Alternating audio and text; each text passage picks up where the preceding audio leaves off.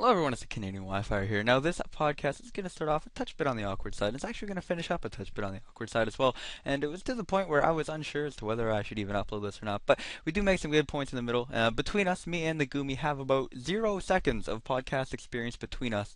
I listen to them like all the time at work and stuff. But when it comes to actually doing one yourself and talking and trying to make sure it doesn't get awkward, it's a lot harder than you'd think. So definitely sit back, enjoy the ride. We will be learning just as you guys will be watching us learn. So hopefully it's worth a few laughs. And if you are down for the journey, we are down to talk to you. Download links will always be in the description for the MP3. So if you just want to download it, put it on your phone, do whatever, go for it. And that's all I have to say. So enjoy. The Canadian Wi-Fi and the Goomy. Alright, here we go. Oh, for fuck's sakes, this is going to be terrible. Hello everyone, it's the Canadian Wi-Fi here. Today I have the Goomy with me, and we are here for the first episode of the Chattercast, the official podcast of the Goomy and the Canadian Wi-Fi. Yeah, guys, I don't think you realize how difficult it is to combine the Goomy and the Canadian Wi-Fi into one word that doesn't sound stupid like the Goomadian. The squared. The squared Goomadian. So how are you doing tonight, Goomy? I'm doing pretty well, man. Alright. So today's podcast, and all podcasts of the future, will be split up into three main portions. You got the first portion, which is the news and notes, late things that have been going on recently in the community, and just in general, regarding gaming and Pokemon. Then you get into the main meat and potatoes, the topic du jour of the podcast, which we will be touching on. Today it is today it is Smogon's banning system. Do you think it is being used too much? And then the last section, which I'm told that it is people's favorite section, even though it's never happened before, is the question and answer portion, where you can ask us any question you desire, and we will answer. Be sure to leave some questions down below. But until then, why don't we get into the news and notes, Goomy? So, Yeah. what has happened recently in the Pokemon community? Any bans? Well, basically, Deoxys Speed and Deoxys Defense both got the boot from OU, which is kind of interesting because I know you had told me the other day that there seems to be a pattern with Deoxys in every new generation that Yeah, there are a whole bunch of new Pokemon and everyone wants to use those exactly. and Yeah, so everyone uses those for a while and then people realize that the Deoxys forms are still and try to bring them back and it always happens later in the gen that they just band back to exactly. Ubers every And generation. I feel like they could definitely be added to the auto ban list, like Darkrai and Kyogre and shit like that. Because I don't even know if they're worth testing at this point. I remember the post being something like, everyone hypes up the new stuff, Deoxys forms fall, Deoxys forms come back into Spotlight, Deoxys forms get banned, repeat, step one, next generation. And it definitely seems that way, because it's gone like that the last two gens, where people hype up all the new broken shit. And, I mean, Deoxys D was UU last gen for a long time, and I think it was UU this gen? Don't quote me on that. Yeah, it was for a month. Yeah. And I really think the reason that Deoxys is used so much is it's definitely the best Pokemon. I'm talking about Deoxys Defense right now. It's definitely the best Pokemon in the tier at getting up hazards for hyper offense. Yeah, So offense definitely benefits from DoD's presence just in general, because it really doesn't start off any matches poorly. You can either prevent the opponent from getting hazards, or you can get up your own. yeah, and what's nice about it too is especially for newer players coming into the metagame who want to play hyper offensively, it's very easy to throw on a Deoxys and get up hazards against less experienced players. Yeah. Along with the DoD super majority ban, by the way, it was up at around 80%. DOS also got the boot. DOS I can see as more of an offensive threat, although, I mean, DOS was just so damn versatile. It was ridiculous. You can do dual screen. You can do the same thing DoD does. You can do Life Orb Offensive, which I know you enjoyed. Yeah, I think that's the reason that Deoxys really got banned. It it's kind of like Mew in some ways and kind of not at all in other ways. Mew is basically regarded as a Pokemon that's, really okay at a lot of Yeah, things, but not great at all of them. Jack of all trades, master of none, Yeah, but basically. Deoxys Speed, while it wasn't the best at anything it did, it was still very good at almost everything it did. So since it was so versatile, it was hard to prepare for all of And its sets. the speed definitely pushed it over the top because it was faster than basically any Scarfer in the entire meta. So, and like you basically have the speed of a Scarfed Mon plus the versatility of a Life Orb Mon. Yeah, So and it was so good. It outspeeds Scarf Garchomp, which is gross.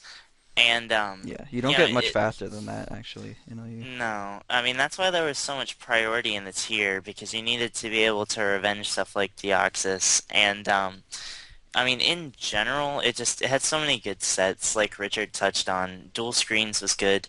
It aided Rain Hyper Offense because it was the best Rain setter in the tier because it was just so fast. It was basically a guaranteed 8 turns of Rain with offensive pressure and rocks. Yeah, yeah. And it's just Exactly. You can get up your rocks, you can get up any utility you want all in one mon with like 500 plus speed, which was just yeah, unprecedented.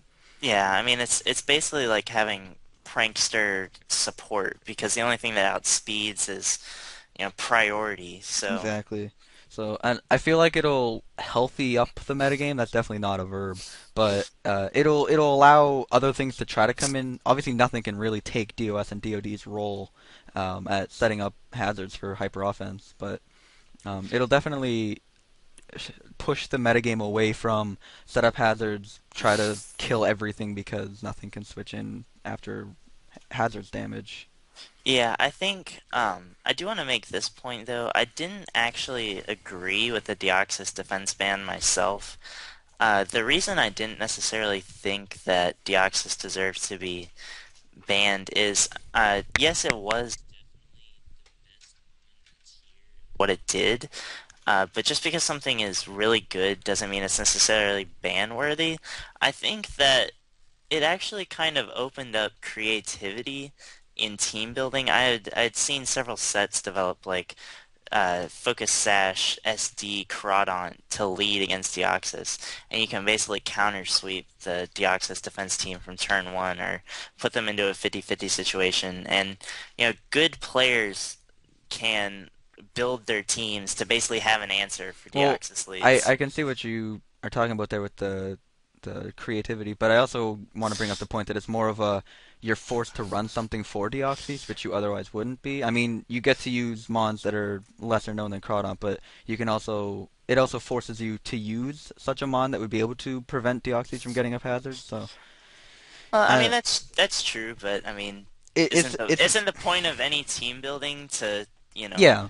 I, prepare your team for threats in the metagame? it was definitely it was the finest of fine lines at that point because it was the best at what it did, but it was unhealthy that it could do such a thing, and eh, it Yeah, I mean, I don't think it was necessarily broken. I don't agree with the ban, but I can see where people came from, and I mean, I'm fine with it being banned. I just have to just start over my team builder because all of my teams right now have a Deoxys defensive with a yeah. sharp. I think most of mine had Dio Sharp as well, which kind of goes back to the main point that it was used a lot, and I don't know personally because I didn't play. Obviously, I don't play that much OU, and you do, but I don't know if that points more towards it's just a really good mon because it's used on every team, or whether it is over centralizing and unhealthy because it's used on every single team. So Well, the thing is like you wouldn't see it on every team. I think personally, it's when you're playing against lower, like less experienced players, Dio Sharp is very good because, most players at that level aren't really prepared to, have something switching on rocks and 3 layers of spikes. yeah, Yeah, and they don't really have, the best hazard support. But I would kind of argue that Dio Sharp is one of the hardest playstyles to play at a top higher level. level Yeah, because those types of teams are normally so frail and so fast that And you people basically prepare have to for them too. they prepare for them and you have to keep basically perfect offensive pressure if you want to prevent your hazards from being defogged Yeah. away. Yep. And a good player will sack a mon that doesn't really help them much against your team just to get rid of your hazards. Yep. So you can't just sack your Deoxys. You still have to, you still have to play, I guess. Yeah, it's not mindless on the upper ladder, but it's definitely mindless below probably what 16, 1500. It gets pretty Yeah, click I mean, and win. yeah, yeah, I can agree with that. Speaking of recent bans, Shuckle has been banned to BL2 from RU. Speaking of hazard abusing bans, Shuckle was NU not even 3 months ago, and next thing you know, it's banned to BL2 where it can only be used in UU and OU. Stealth Rock and Sticky Web. Is it really that much of a problem? I mean, I know Shuckle's good in every tier because it is one of the best, most reliable mons to get up both rocks and sticky web. But I don't know. I don't know. What do you think? I really honestly didn't play RU that much, so Yeah. I don't have too much experience in that tier, but I can just say from experience of using Shuckle in NU, OU, and Ubers that it's very easy to Yeah, especially abuse Sticky Web since if you're running hyper offense with Sticky Web, taking a turn to defog or rapid spin normally just gives the hyper offensive team the momentum back, which is all it exactly. ever really wants. I also have to say that I actually forget completely what I was about to say. Damn. Keep going. Not bad. Yeah, I mean, like, hyper offensive teams, basically you win by keeping momentum. That's why, on offense you have to double switch more than you have to when you're playing Yeah, stall or I was balance. gonna say that Shuckle can get it up especially easily with Encore and Knockoff, and even if it's getting its hazards blown away, it can still cripple whether it's a Gligar and speaking of RU terms, whether it's a Gligar or a Skuntank or whatever that comes in, you can still knock off its item and make it relatively useless Encore if it wants to stay in. So I mean, the support options are definitely there, and obviously it's a Shuckle, so it takes fucking forever to wear down and kill, but I I don't know. I mean, I could see it being ban worthy. I don't play personally. Me nor Steven plays that much RU, but Keo, who is a respectable RU player, mentioned to me earlier that basically it puts so much pressure on you to remove the hazards, and then generally CB Braviary is carried alongside of it a lot, and obviously at +2 a CB Braviary is basically unstoppable in RU. So I mean, I can see the point, but it seems a little bit crazy with all the like in the past 2 weeks. There's already been two bans, and speaking of another one, Shadow Tag's been banned as well to BL. Yeah, it got banned from UU to BL, which means that you can only use Shadow Tag and OU Yeah, and now. unfortunately that affects the lower tiers as well, which means Gotharita, which I had been abusing a lot, is banned obviously with Shadow Tag from NU, which I'm definitely for, to be honest, because Gotharita Gator was starting to get pretty disgusting, and I don't know how long it would have taken them to actually treat Gotharita as a suspect in NU. So I'm kind of okay with them getting rid of it, but at the same time, it's more or less just another playstyle that you can play around. Um, Yeah, I think the thing that is the real question for me about Shadow Tag in general is it a really good ability? Yeah, it's probably one of the best three or four abilities in the game yeah, behind, up behind like Prankster, adaptability, and Protean stuff like yeah, intimidates up there. Maybe not with that yeah, level, yeah. but But it's definitely, if we're talking in viability terms, it's probably an A plus or an S rank ability. But what makes it interesting to me is it the ability that is broken or is it the specific Pokemon that get the ability? Because I mean, to be honest, yeah, now that you know Gothorita loses its ability to use Shadow Tag and UU, it's not going to be used at all. yeah, exactly. the question is, could they have got away with a Gothorita ban as opposed to a blanket ban on Shadow Tag? Because if they ban Right. Gothita and Why Not are not going to be causing problems to you.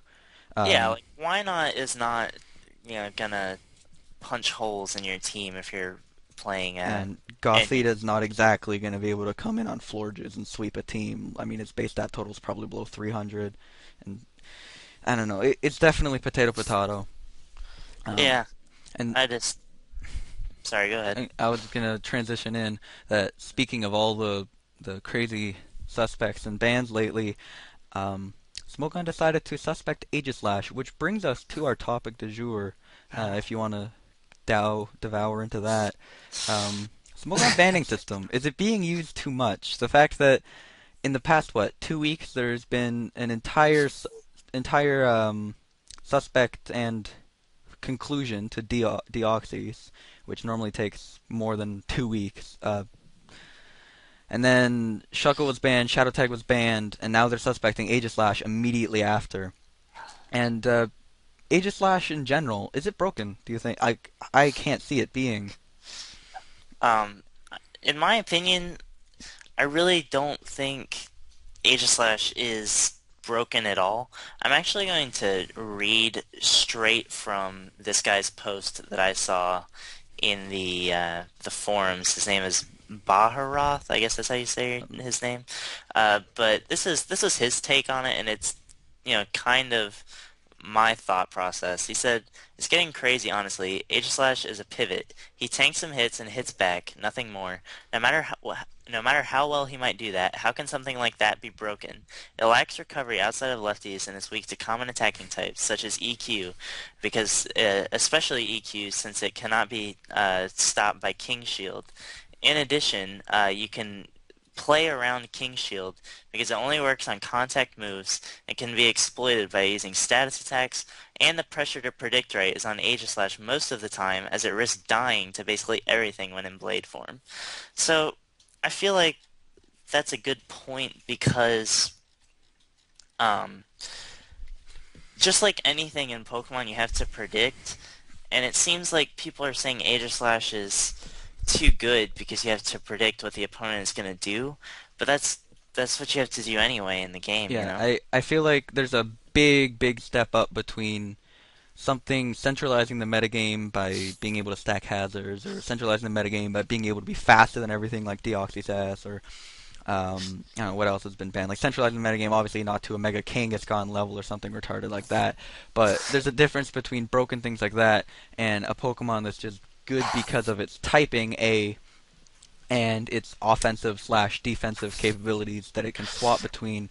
Um, I feel like the ban, one of the moderators on the thread said, "This is just a friendly reminder. We don't only ban broken things. We can ban whatever's making the metagame significantly worse." And I'd have to argue that Aegislash is not making the metagame significantly worse. And if the reason for banning Aegislash in this case is to free up some of the more outclassed Pokemon, or Pokemon that are being stopped by Aegislash, that it's a really sick way of thinking, because you can play around. Obviously, like you have a team with Mega Metacham, which is obviously completely stopped by Aegislash, but you have Baton Pass on it, and you Baton Pass out to a Pursuit Trapper such as Bisharp, and that's a way to play around a check and counter. You just have to build around a Mon.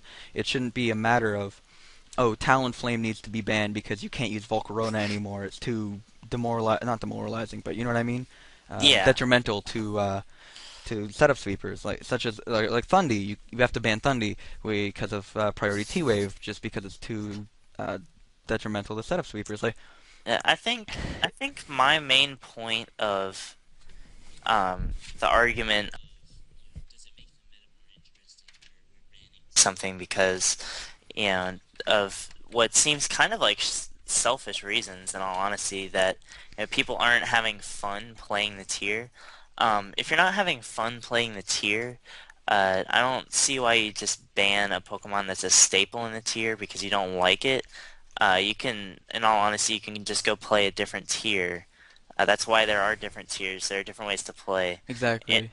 in addition, Aegislash has been here since the metagame started developing. I mean, the first day of OU on XY, I got on Poké Showdown and I got excited to make my first team, and everyone was going crazy over Aegislash. It has uh, stance change. That's what it's called, right? And SD and Shadow Sneak, yes, fighting Ghost unresisted, yeah. yeah. So everyone ran SD Aegislash, and then as the metagame developed, it developed two sets that are basically used now. Mixed Attacker, Shadow Ball, Shadow Sneak, Sacred Sword, King Shield, and Subtoxic sets. Um, the entire metagame has been forming with Aegislash as a key member. Mm. I think You can't just been in remove it. it's been in Exactly. top 10 of usage the entire time, and I feel like if you just remove that Pokemon, so many other things are gonna go to shit, basically. Pardon my language, but Talonflame, there's not gonna be many checks to Exactly. Talonflame. It's basically just going to create like a steamroll effect of, well, now that Aegislash, which was a very cornerstone Pokemon of the meta, because we removed it, Talonflame is now too much to handle because Heatran, T-Tar, the remaining checks and counters basically are way more easy to play around. Aegislash is a lot harder to remove, and its offense's main response to Talonflame. Um, I won't have much of a switch in, which offense obviously requires a switch into Talonflame, otherwise it just loses. Um, Yeah, and Especially because they just lost Hazard support with DoD. yeah, it'll be harder to get up hazards to, this is way theory mining, but it'll be harder to get up hazards against teams, and Yeah. Talonflame can kind of come in more easily, and I could even see Talonflame Dugtrio becoming popular, much like Genesect Dugtrio. Genesect Yeah, Dugtrio did, because those were disgusting. Dougie's just gonna remove the checks, being, well, basically Tyranitar and Heatran are the only two things I can think of. I Rotom mean, Wash Thunder, obviously is still yeah, the poor man's. I need a what is a pivot? I need a defensive pivot, but it's it's definitely just, not as good as it used to be. yeah, I mean, it's just, I feel like we're gonna take a whole bunch of meta development and just throw it away. Yeah, and the timing is especially poor because the metagame's just starting to settle down, kind of develop, and then we're taking out maybe one, possibly more, if a snowball effect occurs, cornerstone Pokemon from it, and within like 5 months of move tutors being released and a bunch of more Pokemon being added, so it's definitely gonna create a huge shitfest for months, Well, like half a year to a year. and I think, in all honesty, if Aegislash gets banned, it's gonna cause a lot of different things to uh, come to the forefront and probably also get suspected themselves. And I feel like my biggest fear for the metagame at the moment is something like this happening in next year's SPL. There's going to be XYOU Deoxys defense meta and XYOU post Deoxys defense meta. Because I feel like it's just going to completely change the way that Yeah, this tier has been played for the past, almost, I mean, what, 6 or 7 months, oh, more than that. Oh, Pokebank, yeah, yeah, 6 or 7 months. I mean, I know change is never bad, but change definitely needs to come in not so much gradual steps, but at least stomachable chunks. On the topic du jour, stomachable chunks. You can't just try to get everything at once because the metagame just is basically like throwing it back to day one, and everything's forced to develop again, just with a little bit more Yeah, knowledge. and there's not enough time for that to happen Exactly. because With the new each suspect taking a game couple out, months. Yeah. yeah. So, one thing I'd like to ask you, Richard, is looking at the forum post regarding the Aegislash suspect, there seems to be a lot of talk about Aegislash actually having a 720 base stat total Yeah. with No, it its was brought stance up a change lot. ability. What is your take on So that that the argument? really common, it has a pseudo 720 BST, same as Arceus, blah blah blah. It can change whenever it wants. The thing about it changing is it's more or less a 50-50 on most turns of obviously whether it will or not. And on top of that, it never really uses all 720 of it. Obviously, you can't. Depending on the turn, the specific turn, it's either going to be a physical or special attack you're launching off, and a physical or special attack you're receiving. So 720 is definitely making it seem better than it really is. I mean, it's obviously nothing to scoff at. 120 in the two stats that you're using that turn. It's very good, but you have to remember that it's slow. The King Shield is rather predictable, and whether you can do something about it or not, you can still play accordingly if you know they're going to King Shield. I mean, it just the 750 comparing it to Arceus or 720, sorry, is definitely not an Arceus level Pokemon. It's more just a good Pokemon that can become a bulky or offensive Mon. Um, it it isn't. And I don't know. I can also just say from personal experience, having played with Aegislash and against Aegislash, every time I've used Aegislash, its power has kind of seemed underwhelming to me. I've run several sets from bulky with max special attack to even Life Orb with max attack and max special attack, and one, its power is kind of, it's not bad, but it's that there are switch-ins in the tier, Yeah, and it it and doesn't it, just it OHKO everything like people have been claiming. there are switch-ins in the tier, and once they switch in, you're in blade form, so you're vulnerable to something. So either you have to use it as a hit it and quit it Pokemon, but at that point, normally, the opponent's bulkier Pokemon is going to, roost or recover or whatever it's going to do to, Maintain get that, itself. maintain its health. Yeah. So you didn't really gain anything from that. In fact, you Um, lost a Life Orb hit and Stealth you Rock. lost, Yeah. yeah, and also having faced Baton Pass a lot with Hyper Offense, the thing that I actually like facing Aegislash to an extent because basically if you're running an offensive type team, you generally have Pokemon that can set up. Like you can set up a Sword Stance or something like that, and you basically force them To to King sack. Shield. Either King No, Shield or Sack. yeah. Yeah. So yeah, you can definitely. I don't know if any of you guys are British or whatever, but it's like snooker, where you can just trap them in a corner and no matter what, you win. You can kind of do that to Aegislash in certain situations. Yeah. I mean, the motivation behind the suspect is uh, suspect, I'd say. Like, like I've said before, suspecting a Mon just because it it limits the viability of a bunch of other Pokemon. Like they're talking about now that Mega Pinsir is going to be able to shine, Mega Gardevoir is going to be able to shine, Mega Medicham, and just because it'll diversify the metagame doesn't necessarily make the ban a just ban. I mean, you ban things because they're broken or uncompetitive or too centralizing in a metagame. And it's been like that since Gen 3. There's no real reason to change it now just because there exists a Pokemon that has insanely good typing and insanely good bulk that makes a lot of other Pokemon unusable. It's not centralizing, it just straight creates a situation where certain Pokemon aren't going to be able to be used. And I don't feel And like that's that's and a that's why the just reason tiers for a develop. ban. And Exactly. that and on that token, having been in the OU chat a lot on Poké Showdown, I've seen a lot of people, and then also in the forum post, I've seen a lot of people say, "I really just don't like facing Aegislash. It's annoying." Well, to that argument, I would just like to say Skarm Bliss. Um, neither Pokemon were broken, and they're really good together. You just figured out how to team build around it, and you figured out how to play against it.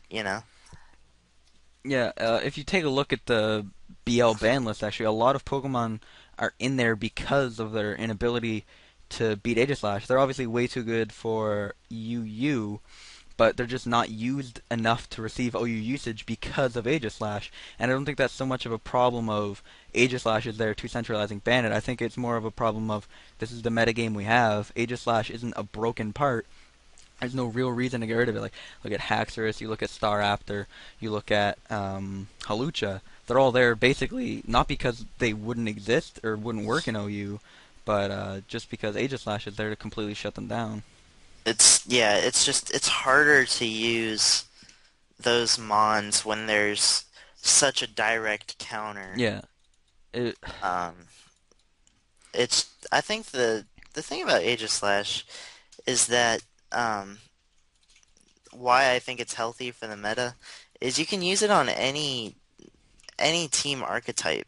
It's really good on hyper offense if your team struggles against, like, say, Scarf Drill or Sandrush Drill.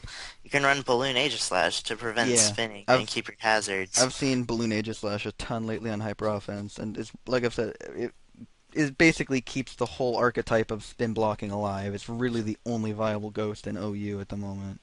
Yeah, or if you want to, you can run it on balance because it's a really good pivot because it can come in with its good defensive stats and then either threaten something out or it's a really good pivot.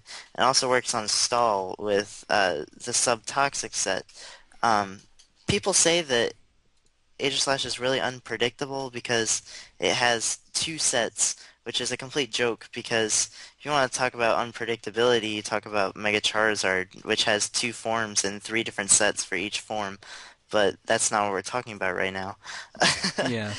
But I mean, it's you have to look at their team and try to figure out what kind of set they're running. A good example I can think of is I had an OU battle that I narrated where I explained why I thought my opponent didn't have Hidden Power Flying on his Thunderous, and it was because he had uh, like a Talonflame, a Deoxys Speed, and and Mega Medicham. So I'm like, he has no reason to run HP Flying.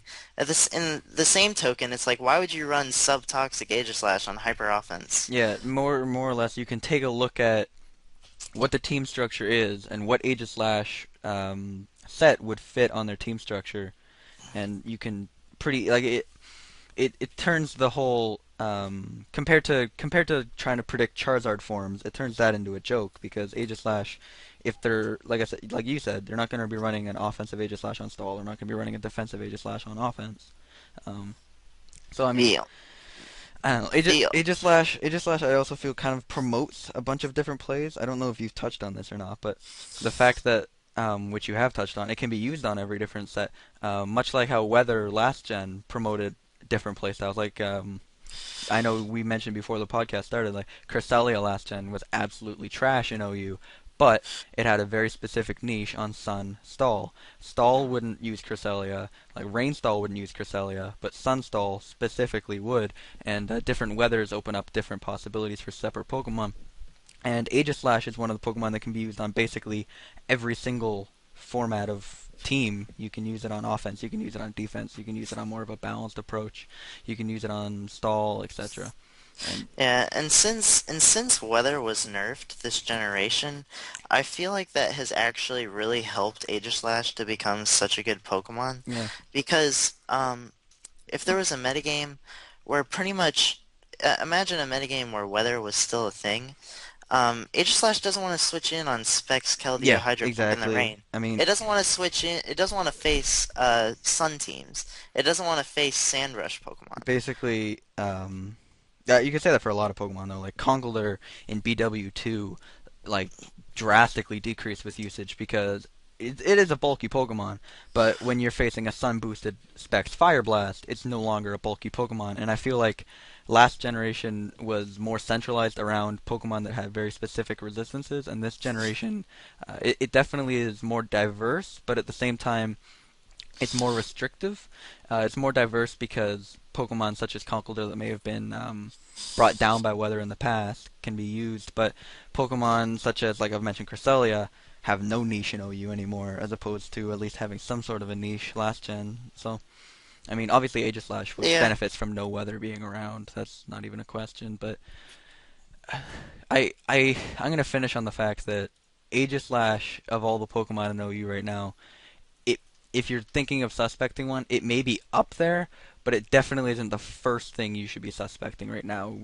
Looking at what's remaining in OU, I don't think anything should be suspected first off, but Aegislash is definitely not the first choice out of the other Pokemon that are remaining. It's just too meta defining, and it's not over centralizing or broken. I mean, that it basically sums it up. It doesn't need to be tested. Why test it? Yeah.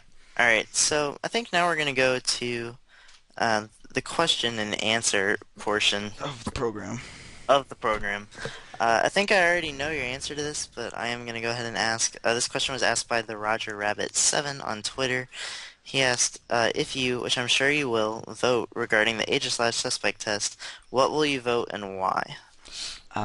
If I were to get Rex, and I honestly feel I've said it in the past before, like for the Deoxys suspects, I wanted to go and get Rex for the first time and vote ban, and I've said it before for other Pokemon like Mega Kangaskhan, but there's never really been a need because the outcome's been kind of obvious that it was just going to get banned.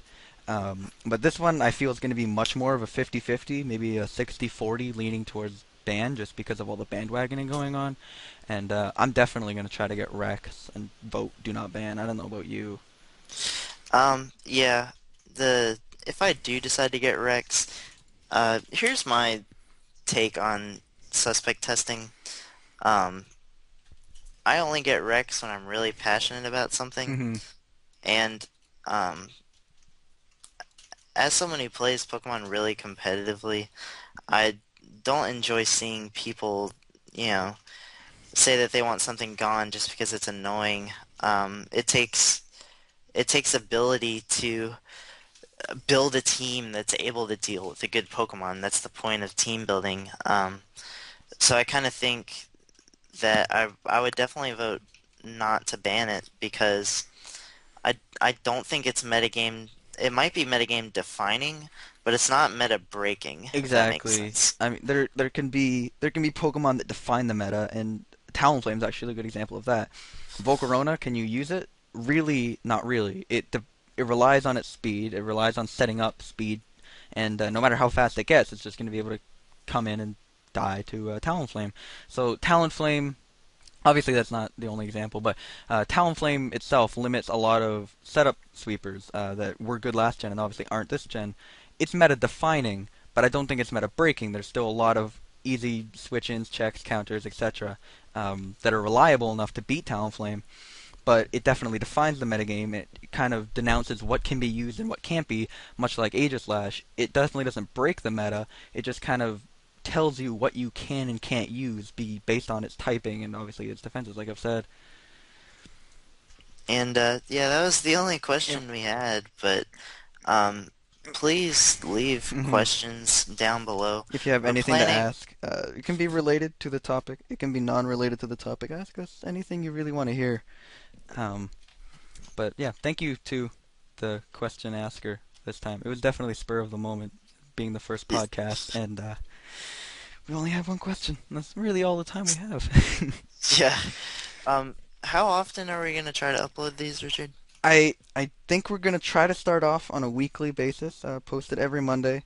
Um, we might switch it up to a 2 week if we don't have enough things to talk about slash don't get enough questions.